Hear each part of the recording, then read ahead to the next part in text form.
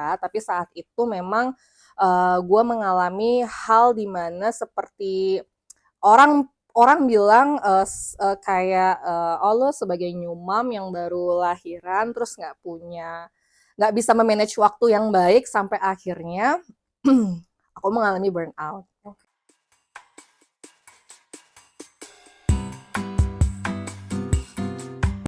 Assalamualaikum warahmatullahi wabarakatuh. Selamat datang di Woman in Charge. Ini adalah episode yang ketiga. Gila, nggak bisa kebayang udah 3 aja ya. Lumayan ya buat yang baru-baru. Nah, kali ini kita ditemenin sama ini juga, dia ini di dalamnya Woman in Charge juga loh. Dan memiliki bisnis, seorang ibu juga. Nah, kita mau mengulik nih, kira-kira bisnisnya apa sih? Terus kayak gimana sih perjalanannya? Nah, Rahma, aduh, luar biasa. Gimana nih, boleh kenalan dulu dong biar tahu. Oke, ya. Oke, namaku Rahma dan saat ini aku sebagai full time mompreneur. Satu sisi aku juga sebagai seorang engineer. Satu sisi lagi aku menjalankan bisnis. Sisinya banyak ya? Sisinya Sisinya banyak. banyak, oke. Oke, segi 6 kayaknya ya. Mungkin boleh diceritain dulu dari apa nih, mompreneurnya di ini kan udah bawa macam-macam. Oh iya. Apa nih?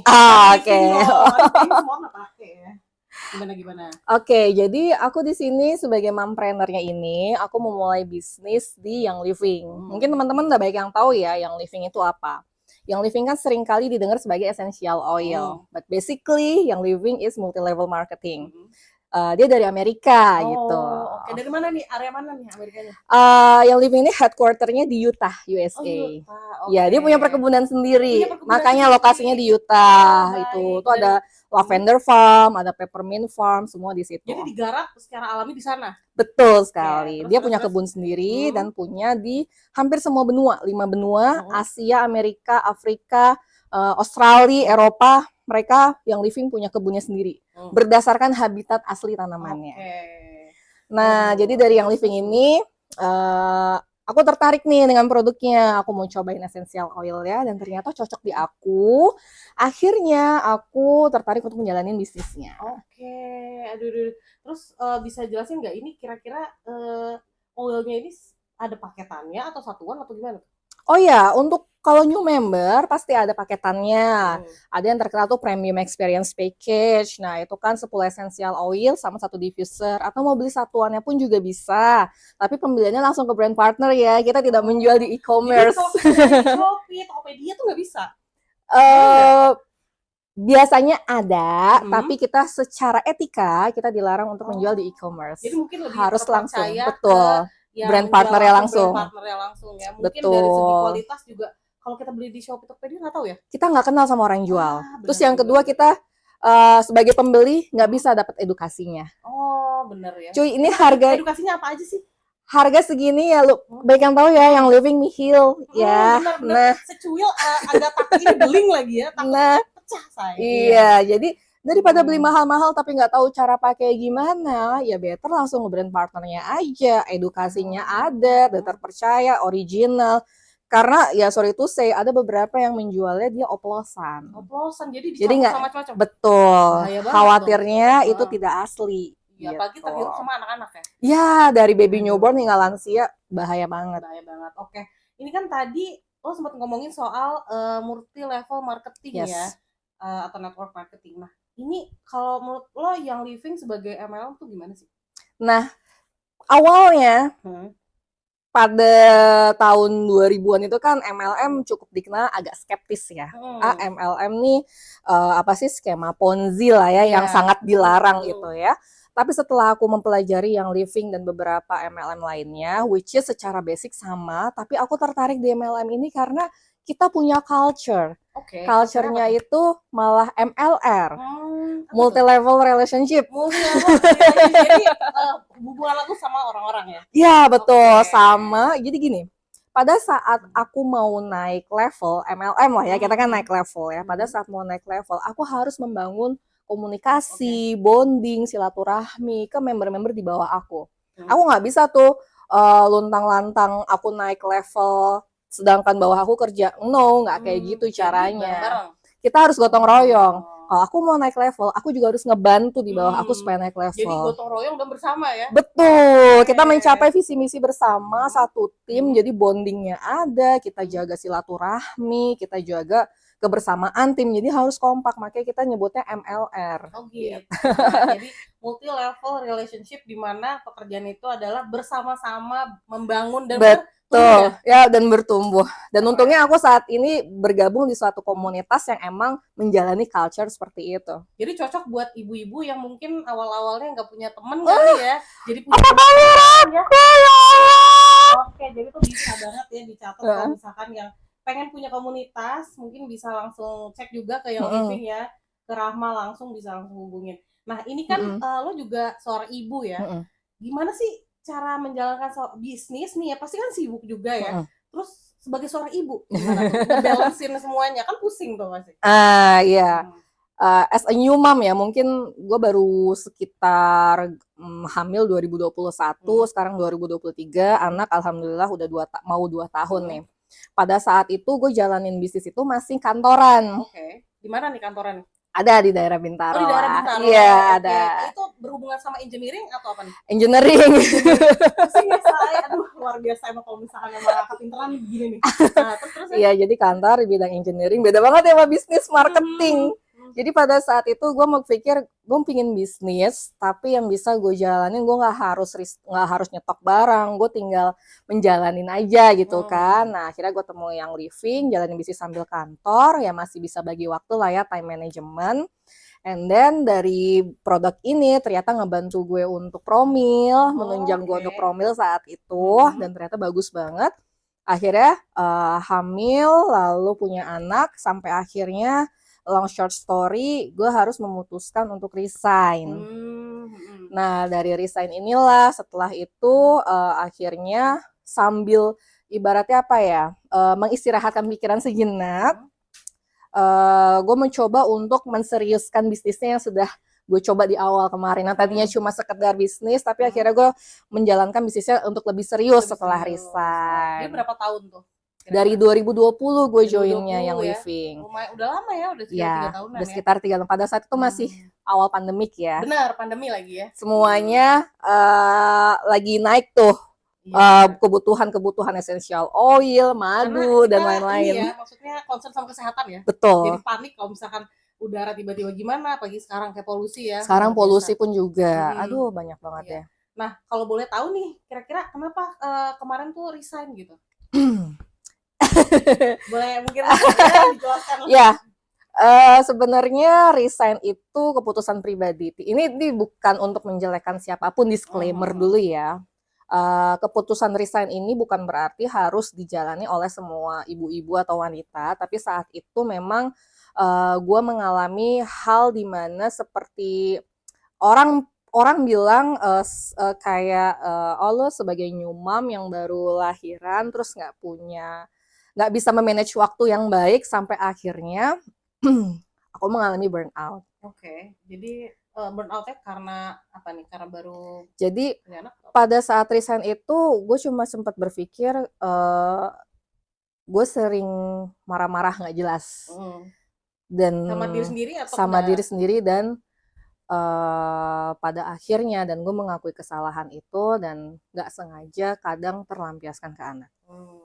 Entah itu marah, bahkan ke suami gue pun. Dan suami gue pun menyadari, kenapa kok tiba-tiba emosi yang naik turun gitu kan. Wah kayak something wrong with me gitu kan. Akhirnya yaudah deh, putusin resign, istirahat sejenak. Ternyata setelah resign pun ngalamin gejolak yang namanya kayak muscle memory kalau orang habis kantoran setiap hari tiba-tiba di rumah. Kaget ya? Kaget banget. Dan kayak gini ya rasanya ya. Bangun pagi, tiba-tiba bangun siang, terus masih biasanya tiap pagi tuh masih ngapain rutinitasnya gitu. Padahal sebenarnya pas resign itu harusnya bisa ngebuat gue lebih santai ya. Tapi ternyata enggak. Sampai akhirnya hal itu masih terulang, gue masih suka emosi, gue nggak stabil. Ya gue jalanin ke psikolog. Gue ketemu ke psikolog dan gue dinyatakan ya gue burnout. Mungkin di sini gue sekalian ngasih pesan ke teman-teman juga, kalau misalnya mengalami hal yang aneh pada diri sendiri, jangan langsung mendiagnosis diri sendiri ya. Tapi kalau emang mau menceritakan ke yang profesional, lebih baik ceritakan aja ke profesional. Di Benar. situ gue langsung benar-benar langsung plong sih, karena emang dia langsung mendengarkan dan ngasih solusi gue secara perlahan gue harus ngapain aja. Dan ya udah akhirnya syukurnya lagi gue menjalani bisnis yang living, ketemu dengan komunitas yang suportif, dan yang tadinya gue cerita ke temen gue sendiri saat itu di kantoran merasa dianggap aneh gitu ya. Jadi dengan kejadian gue pernah sempat coba cerita, ada ininya gimana nih feedbacknya kayak ya maaf, ibaratnya kayak ya kurang sesuai gue kerja nyari uang, jadi apapun yang terjadi sama gue ya udah yang penting gue cari duit, intinya begitu ya gitu ya. Sedangkan kan gue tahu kerja untuk cari duit, tapi satu sisi serius gak sih kerja kayak gini bikin sesama ibu lo ngerasa stres gak sih gitu kan. Gue kan cuma mau sesama wanita lah ya, sesama seorang ibu. Oh ya udah kalau gitu kan mulai dari saat itu gue nggak bisa menceritakan hal ini ke sembarang orang lagi. Akhirnya ke profesional, dan ternyata komunitas gue ini ibu-ibu semua dan pernah mengalami hal yang sama, ternyata mereka open ke gue. Ya udah, jadi setelah gue membuka diri gue ke komunitas gue, akhirnya gue merasa lebih diterima, dan di situ malah lebih merasa dirangkul, dipeluk, dan kita cari yuk solusi sama-sama kayak gitu. Jadi dampaknya gede banget dong nih. Dampaknya besar banget. Yang living ya, maksudnya bukan cuma untuk mencari cuan ya, ya, betul. tapi juga untuk psikologi ya. Ya, betul. Diri sendiri ya. Betul. Jadi itu termasuk self healing juga dong. Iya, ya jujur. Jadi komunitas YL ini malah dampaknya tuh besar banget di gue. Nggak hanya sebagai gue dapet duit tambahan setelah gue resign, tapi gue dapet temen-temen yang emang sefrekuensi. Itu yang cocok ya. Frekuensi dalam artian kita butuh, ya kita sebagai seorang ibu kita bisa saling curhat, kita bisa saling support, terus kita bisa saling mendukung. Abis itu dengan komunitas ini pun juga gue dapet soft skill ya, yang hilang sebelumnya kerja di kantoran, tapi gue dapet skill baru nih di komunitas. Malah dengan training yang jenis training yang sama, gue malah masuk ke pikiran gue, iya. Setelah di-trainingin sama, oh kayak gitu training leader, oh kayak gitu training marketing, oh ya udah. Berarti udah nambah ilmu, nambah komunitas, self healing juga. Satu lagi, ya. Gue nggak akan bisa ngomong kayak gini depan lo kalau gue nggak ikut kayak gini. Berarti ini juga termasuk. Gue introvert mentok cuy dulu, walaupun gue masih introvert, gue introvert. Ya. Jadi ngelatih komunikasi juga ya, kayak betul. di kuliah gitu kan ya. Betul, banyak banget. Jadi dapat banyak paket ya istilahnya ya. Paketnya banyak banget. Ini mendobrak diri gue yang baru sih. Wah, luar biasa. Jadi ini adalah the new Rahma ya. Jadi ikut yang living, terus deh gitu juga seorang ibu. Nah, kira-kira kayak ada keinginan lagi nggak sih untuk balik ke kantor? Pada dasarnya ada. Karena memang kita tidak bisa menutup kemungkinan ya, dalam artian kehidupan gue pun juga membutuhkan sesuatu energi baru lah ya gitu, dan nggak menutup kemungkinan juga untuk gue kembali ke kerja kantoran. Ya wish me luck ya, insya Allah bulan ini gue akan comeback dengan new environment.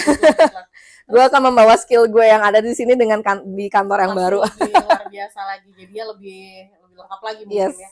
Terus ada ini nggak bisnis lain kira-kira? Ada. Jadi pas 2020 kemarin tuh kan kita semua WFH nih. Gue bikin kue. Gue baking. Nastar ya? Iya. Bener-bener luar biasa rasanya. Gue ikut kursus saat itu, dan kebetulan salah satu followers ini gue ikut di IG.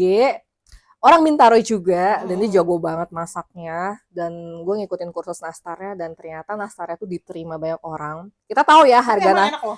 Thank you. Maksudnya serius enak. Dan kita tahu harga nastar tuh berapa ya. Dengan harga nastar yang segitu, gue nyoba beli di tempat-tempat gitu, kok rasanya kurang puas gitu. Tapi dengan apa yang udah gue latih, gue kursus nastar, gue berani jual segitu, dan ternyata masih alhamdulillah diterima gitu. Bahkan pada saat gue launching pertama kali, itu ada tante gue, sekarang udah almarhum, dia langsung mesen 5 toples sekaligus.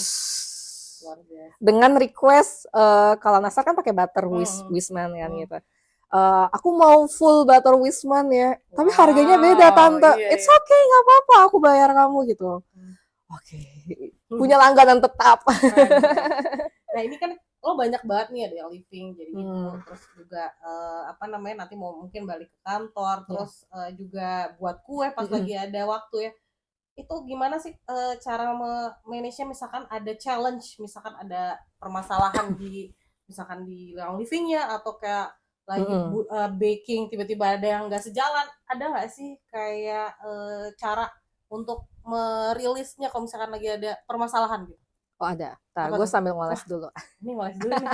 Ini kebetulan boleh kasih tau nggak? Ini apa sih? Oke, ini yang gue sering pakai, namanya Veller. Ini warnanya Ya, warna biru. kayak biru bunga telang. Apa sih? Iya, Bunga. Ya, blue itu yang ada tansy. warnanya. Nah, oh cara pakainya gitu ya. Jadi harap dicatat ya. Biasanya kita mungkin pakainya ditetesin aja langsung alatnya. Kalau ini langsung disatset Iya, jadi kayak parfum. Jadi kayak parfum dan lebih pede kan. Iya, karena enak banget. Nih, gue buka contekan dulu nih. Ada contekannya, ada contekannya di bawah ya.